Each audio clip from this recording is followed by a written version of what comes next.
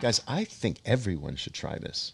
And you know, some people actually think that that it's strange that I'm one of the loudest spokesmen in this industry that will tell you the odds are against you. I'm telling you. I'm telling you here tonight, people, the odds are against you. I'm sorry. I can't lie to you. The odds are against you. You're probably not going to make it. Sorry. Now, if you can deal with that and accept that, now we can talk. You understand that? You understand that the odds are against you? You still want to try? All right, now I know I'm dealing with someone at least who's not this starry-eyed, naive person that's not going to really give it their all because they think it's easy and they're going to make it. So I split you between the eyes and listen, the odds are against you. You're probably going to lose. Probably not going to make it. Oh, you still want to try? All right. Okay, we have something to talk about then. All right? So some people think it's strange that I am one of the first people to tell you that you're probably not going to make it. But then at this in the next breath, I say everyone should try. So that seems like a conflict, but it's not, because there are two reasons why I think every person should try this. First of all, on average, about 8% of the people who try this actually make it. Now, that means that it's got a 92% failure rate. But I mean, that's almost in everything in life. Restaurants have like a 98% failure rate. Businesses have a better than 90% failure rate. Any Being a professional athlete has a 99.9% failure rate. I mean, everything really worthwhile has a high failure rate. We know this. But the reason why I think there are two reasons why I think everyone should really try this. Number one is you never know. Like, what if you happen to have that 8%er quality? What if you are really one of the 8%? How are you going to know? How are you ever going to know if you don't give this a shot? Because I will tell you, if you are, my God, I can't think of a freer life than the life of a trader. I can't. I can't think of being freer, more independent than a trader. I don't care how successful you are in your business, you are not free. I don't care how great of a lawyer you are a slave to your clients. I know this. I know lawyers, they're slaves. But Oliver, I'm a surgeon. Yeah, but you have no control over your nights, because if that phone rings while you're in bed, your family's asleep, 2 o'clock in the morning, you're going to have to leave your family. You're not free. You might have some monetary rewards for someone else forcing you out of your bed at 2 a.m., but that's not freedom. That's not independence. You got a successful chain of supermarket stores. You think you're free? No, because if you do not run that, if you're not in those stores, your business collapses. That's free? That's independent? No. The last bastion of total freedom and independence is a trader with a freaking laptop computer and an internet connection. You are in business. You give me 20 minutes, a laptop computer, and an internet connection from anywhere in the world, I will show you freedom. And so, what if you have that quality? What if you have the qualities to potentially be that 8%? It is a life that words can't actually, they fail to be able to capture. It's special, people. It's special. So just because it's so special, everyone should try. I don't care how old you are. You should try it, especially if the cost to try is so small. All right, that's the reason number one. The other reason that every person should try is because even if you fail, it is not a total loss. There is something spiritual about this activity called trading. If I've said it once, I've said it 1,000 times, 1,000,000 times, that the characteristics that call for you to be a successful trader are the same characteristics that are called upon to be a successful anything.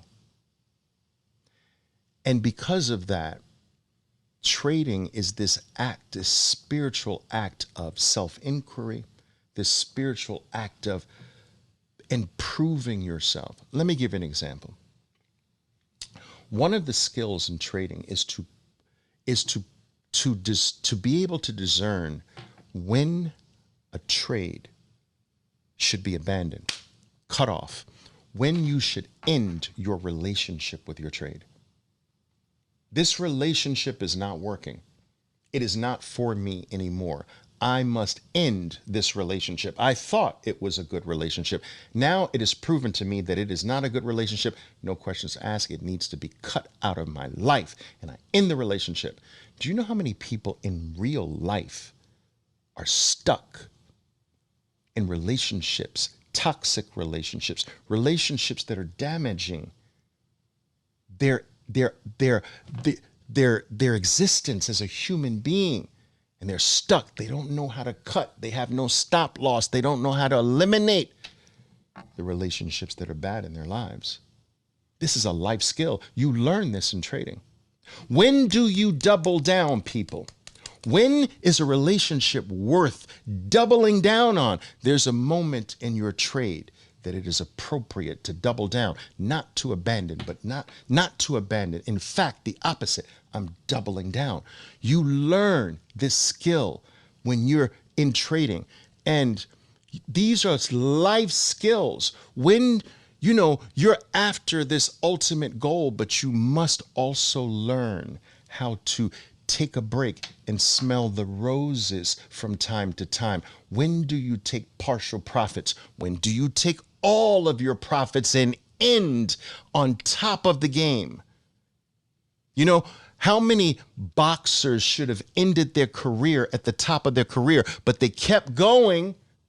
You know what I'm saying? And they looked terrible at the end of their career. They were great boxers, top of the world, but they couldn't stop. They didn't know how to end a good thing at the top.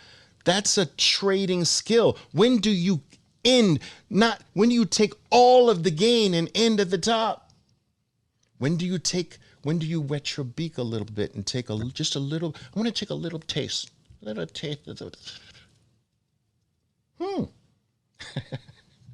Take a little taste of the profitability, but you leave some in. All of these things that you learn in trading apply to life, which tells you something very special, that the market is a microcosmic version of your bigger life. And there is no way to become better at trading and not become better at your life. You can't become more disciplined as a trader and not become more disciplined as a human being. It's impossible. It's not as if discipline says, wait a minute, I know I'm working for you while you're trading, but you stop trading, I'm off. I'm not going to work for you. Oh, you're going back to your family. You're going back to your job. I only work for, I'm disciplined. I only work for you when you're trading. No, dude. Discipline spills over into every corner of your life. And if you become more disciplined as a trader, you'll find that you're more disciplined as a father, more disciplined as an employer, more disciplined as a wife. You're more disciplined in other activities. It spills over into every part of your life. It is spiritual. Do you understand what I'm saying? This is more than buying something for $1 and selling it for $2. I would have gotten bored with that shit a long time ago. It's deeper than that. This hits at the soul of who you are. And the main reason it does that is because there is no hope. Listen to me carefully. There is no hope for you to ever become a master of the markets until you first master yourself. This is why it's spiritual.